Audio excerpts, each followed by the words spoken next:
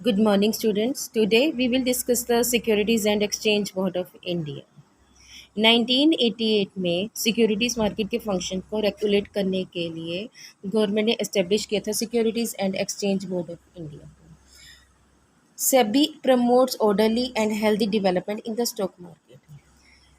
3 साल तक सेबी के पास कोई स्टेचुटरी पावर नहीं थी, मीन्स कि वो केवल ऑब्जर्व कर सकती थी एक्टिविटीज़ को, लेकिन इनफेक्टिव जो एक्टिविटीज़ होती थी, जो किसी को मैनिपुलेट करने के लिए होती थी, उन पर कोई एक्शन नहीं ले सकती थी। लेकिन in 1992 SEBI was given a legal status as securities and exchange board of Indian act. The next topic is objectives of SEBI.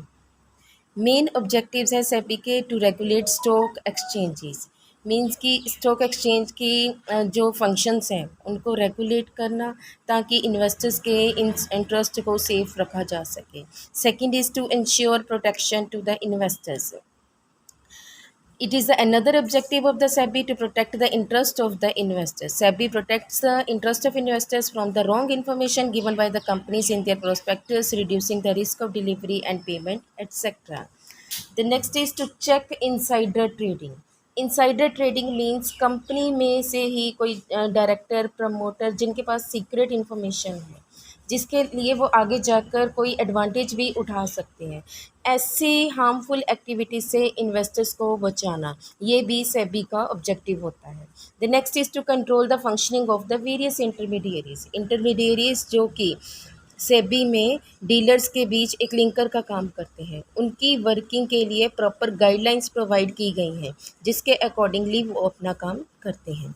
The next topic is functions of SEBI.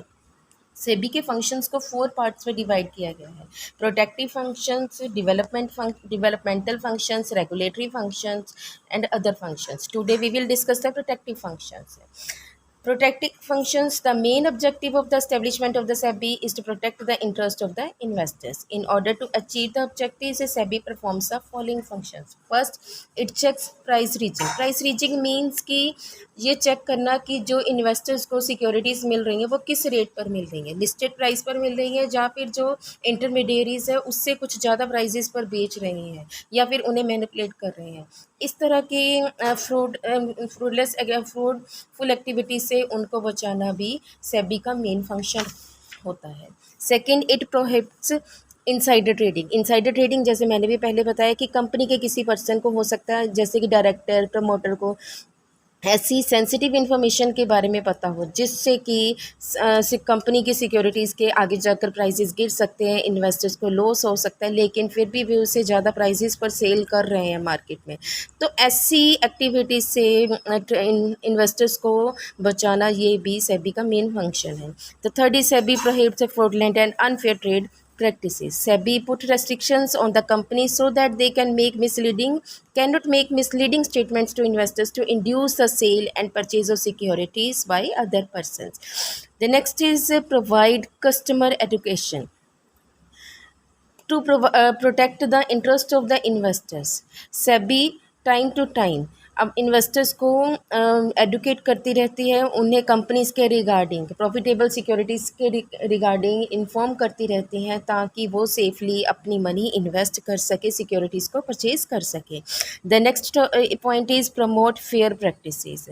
SEBI ने कुछ कोड ऑफ कंडक्ट भी लगाए हैं फेयर प्रैक्टिसेस के लिए कि SEBI has issued guidelines to protect the interest of debenture holders.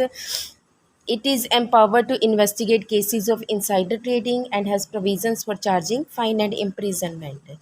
SEBI has stopped the practice of making preferential allotment of shares unrelated to market prices. Thank you.